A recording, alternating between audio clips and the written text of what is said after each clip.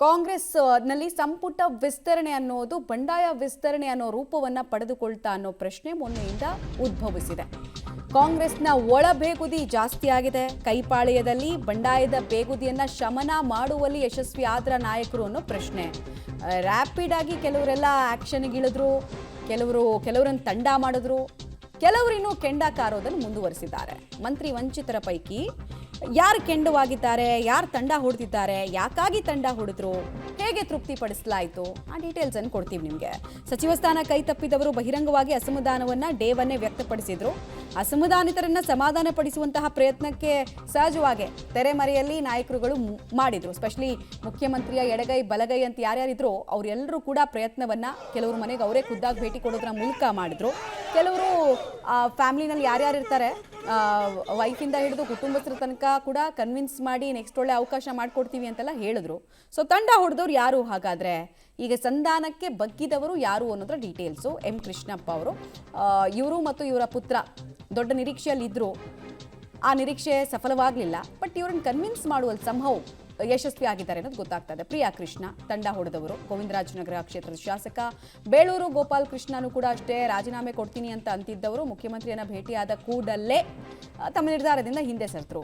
TB. Jayachandra ಕೂಡ ಹತಾಶರಾಗಿ ಮಾತಾಡಿದ್ರು. But ಯಾವುದೇ ಡಿಸಿಷನ್ ಅನ್ನ ತಗೊಳ್ಳಿಲ್ಲ ಅವರು ಅನ್ನೋದು ಗೊತ್ತಾಗ್ತಾ ಇದೆ. ಅಪ್ಪಾಜಿ ನಾಡಗೌಡ ಕೂಡ ತಮ್ಮ ಅಂತರಾಳದಲ್ಲಿ ಇದ್ದ ಅಸಮಾಧಾನವನ್ನ ಆಚೆ ಹಾಕಿದ್ರು. ಆದರೆ ತಂಡ ಆದ್ರು, ಕನ್ವಿನ್ಸ್ ಮಾಡಿದ್ರು ಇವರನ್ನ ಅನ್ನೋದು ಗೊತ್ತಾಗ್ತಾ ಇದೆ. ಸ್ವಲ್ಪ ಸಮಾಧಾನದಲ್ಲಿದ್ದಾರೆ. ಎಂ.ಸಿ. ಸುಧಾಕರ್ ಕೂಡ ಅಷ್ಟೇ ಯಾರ್ಯಾರ್ದೋ ಷಡ್ಯಂತ್ರದ ಬಗ್ಗೆ ಎಲ್ಲ ಅಸಮಾಧಾನವನ್ನು ಹೊರಹಾಕಿದ್ರು. ಬಟ್ ಅವರು ಕೂಡ ಸದ್ಯಕ್ಕೆ ತಣ್ಣಗಾಗಿದ್ದಾರೆ. ನಾರಾಯಣ ಸ್ವಾಮಿ ನಿನ್ನೆ ತನಕ ಕೋಲಾರ ಚಿಕ್ಕಬಳ್ಳಾಪುರ ಭಾಗದ ಶಾಸಕರನ್ನ ನಾನೇ ಲೀಡ್ ಮಾಡ್ತೀನಿ ಅಂತ ಮೀಟಿಂಗ್ ಮಾಡಿದ್ರು. ಬಟ್ ತಂಡ ಹೊಡೆದಿದ್ದಾರೆ ಅನ್ನೋದು ಗೊತ್ತಾಗ್ತಾ ಇದೆ. ಮತ್ತೊಬ್ಬರು ಕೂಲ್ ಆದಂತಹ ಶಾಸಕ ನಂಜೇಗೌಡ ಅನ್ನೋದು ಗೊತ್ತಾಗ್ತಾ ಇದೆ. ರೆಬೆಲ್ ಹಾದಿಯಲ್ಲಿ ಇದ್ದವರು ಆಲ್ ಆಫ್ ಅ ಸಡನ್ ಪಥವನ್ನ ಬದಲಾಯಿಸಿದ್ದಾರೆ. ಆದರೆ ಅಸಮಾಧಾನದ ಬುಗ್ಗೆ ಇನ್ನು ಯಾರಲ್ಲಿದೆ ಅಂತ ಕೇಳಿದ್ರೆ ಒಂದು ಹಿರಿಯ ನಾಯಕ ಎಚ್.ಕೆ. ಪಾಟೀಲ್, ಇವರನ್ನು ಸಮಾಧಾನ ಮಾಡೋದು ಕಷ್ಟ ಆಗ್ತಾ ಇದೆ. ಅಶೋಕ್ ಪಟ್ಟಣ್ ರಾಮದುರ್ಗದ ಶಾಸಕ ಸೀನಿಯರ್ ಮೋಸ್ಟ್, ಇವರೆಲ್ಲರೂ ಸೀನಿಯರ್ ಮೋಸ್ಟ್ ನಾಯಕರೇ. ಯಶವಂತ ರಾಯಗೌಡ ಕೂಡ ಅಷ್ಟೇ ಮತ್ತೊಬ್ಬರು ಅಸಮಾಧಾನಿತ ನಾಯಕ. ಅಸಮಾಧಾನ ಕಂಟಿನ್ಯೂ ಆಗ್ತಿದೆ ಅನ್ನೋದು ಗೊತ್ತಾಗ್ತಾ ಇದೆ. ಜೊತೆಗೆ ಬಿ.ಕೆ. ಸಂಗಮೇಶ್, ಇವರು ಕೂಡ ಅಷ್ಟೇ ನಿನ್ನೆನೂ ಭಾಳ ಬೇಸರವನ್ನು ವ್ಯಕ್ತಪಡಿಸಿದ್ರು. BJPಯಿಂದ ಆಫರ್ ಬಂದಿದ್ರ ಬಗ್ಗೆ ಎಲ್ಲ ಮತ್ತೆ ಹೇಳಿದ್ರು ಅವರು.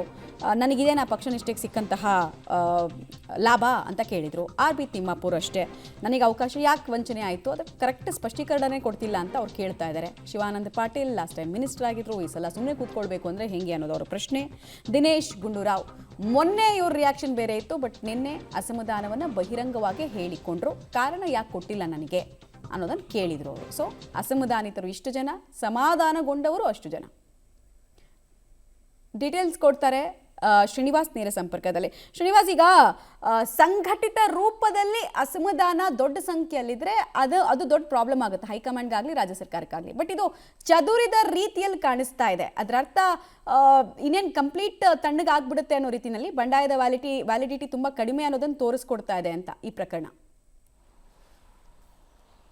ಮಮತಾ, ಹೌದು, ಎಲ್ಲ ಒಂದ್ ಕಡೆ ಸಿಎಂ ಅವರು ಕೂಡ ಸ್ಪಷ್ಟ ಸಂದೇಶಗಳಲ್ಲಿ ನಿನ್ನೆ ಯಾರೆಲ್ಲ ರಾಜೀನಾಮೆ ಕೊಡ್ತಾರೆ 2 ನಿಮಿಷದಲ್ಲಿ ಅಕ್ಸೆಪ್ಟ್ ಮಾಡ್ತೀನಿ ಅನ್ನುವಂತಹ ಎಚ್ಚರಿಕೆ ಕೊಟ್ಟ ಬಳಿಕ ಅದಾದ್ಮೇಲೆ ಹೈಕಮಾಂಡ್ ಕೂಡ ಸಿಎಂ ಅವರಿಗೆ ಫುಲ್ ಹ್ಯಾಂಡ್ ಅನ್ನ ಕೊಟ್ಟಿದೆ.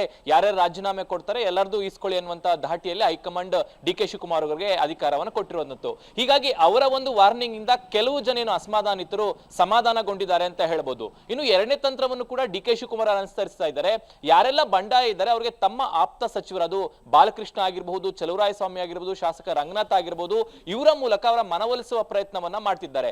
ಈ ಮನವೊಲಿಸುವ ಪ್ರಯತ್ನ ನಿನ್ನೆಯೂ ಕೂಡ ಆಯ್ತು, ಇವತ್ತು ಕೂಡ ಮುಂದುವರಿತು. ಯಾಕಂದ್ರೆ ಎಚ್.ಕೆ. ಪಾಟೀಲ್ ಆಗಿರಬಹುದು, ಶಿವಾನಂದ ಪಾಟೀಲ್, ದಿನೇಶ್ ಗುಂಡೂರಾವ್ ಇವರೆಲ್ಲರೂ ಕೂಡ ಸೀನಿಯರ್ ಇದ್ದಾರೆ. ಅವರು ಮನವೊಲಿಸುವಂತದ್ದು ದೊಡ್ಡ ಮಟ್ಟದಲ್ಲಿ ಕಷ್ಟ ಇದೆ. ಆದ್ರೂ ಕೂಡ ಒಂದು ಹಂತದಲ್ಲಿ ಅವರ ಪ್ರಯತ್ನವನ್ನ ಮಾಡುವಂತಹ ಪ್ರಯತ್ನವನ್ನ ಸಚಿವರ ಹೆಗಲಿಗೆ ಹಾಕಿದ್ದಾರೆ. ಒಂದ್ ವೇಳೆ ಅವರು ಕೂಡ ಅದು ಸಕ್ಸಸ್ ಆಗದೆ ಹೋದ್ರೆ ಸಿಎಂ ಅವರೇ ನೇರವಾಗಿ ಅವ್ರ ಜೊತೆ ಮಾತುಕತೆ ಮಾತಾಡ್ಲಿಕ್ಕೆ ಮುಂದಾಗಿರುವಂತದ್ದು. ಮೊದಲ ಹಂತದಲ್ಲಿ ಸಚಿವರನ್ನ ಬಿಟ್ಟು ಅವರ ಮನವೊಲಿಸೋದು, ಅದು ಆಗದೆ ಹೋದ್ರೆ ತಾವೇ ಅವ್ರನ್ನ ಕರೆದು ಯಾವ ರೀತಿ ಸಮಾಧಾನ ಮಾಡಬೇಕು ಅನ್ನುವಂತ ನಿಟ್ಟಿನಲ್ಲಿ ಪ್ರಯತ್ನಗಳನ್ನ ಪಡ್ತಿದ್ದಾರೆ ಅನ್ನುವಂಥದ್ದು ಸಿಎಂ ಅವರು.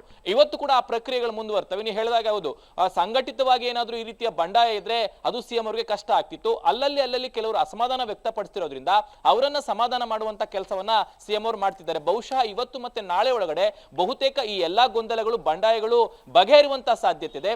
ಒಂದ್ ವೇಳೆ ಅರಿದೇ ಹೋದ್ರೆ ಹೈಕಮಾಂಡ್ ನಾಯಕರ ಮೂಲಕ ಕೂಡ ಮಾತನಾಡಿಸುವಂತ ಪ್ರಯತ್ನವನ್ನ ಮಾಡಬಹುದು. ಆದ್ರೆ ಯಾವುದೇ ರೀತಿಯಾಗಿ ಸರ್ಕಾರಕ್ಕೆ ಡ್ಯಾಮೇಜ್ ಆಗಬಾರ್ದು ಅನ್ನುವಂತ ನಿಟ್ಟಿನಲ್ಲಿ ಪ್ರಯತ್ನಗಳು ಮುಂದುವರಿ ಮುಂದುವರಿತಾ ಇದ್ದಾವೆ. ಅವರಿಗೆ ಮುಂದಿನ ದಿನಗಳಲ್ಲಿ ಅವಕಾಶವನ್ನ ಮಾಡಿಕೊಡುವಂತ ನಿಟ್ಟಿನಲ್ಲೂ ಕೂಡ ಮಾತುಕತೆಗಳಾಗ್ತಿದ್ದಾವೆ. ಅಂತಿಮವಾಗಿ ಈ ಎಲ್ಲಾ ಬಂಡಾಯಗಳನ್ನ ನಿಲ್ಲಿಸುವಂತ ನಿಟ್ಟಿನಲ್ಲಿ ಡಿ ಕೆ ಶಿವಕುಮಾರ್ ಪ್ರಯತ್ನ ನಿರಂತರವಾಗಿ ನಡೀತಿದೆ ಅಂತ ಹೇಳಬಹುದು. ಮಮತಾ, ಧನ್ಯವಾದ ತಮ್ಮ ಮಾಹಿತಿಗಾಗಿ.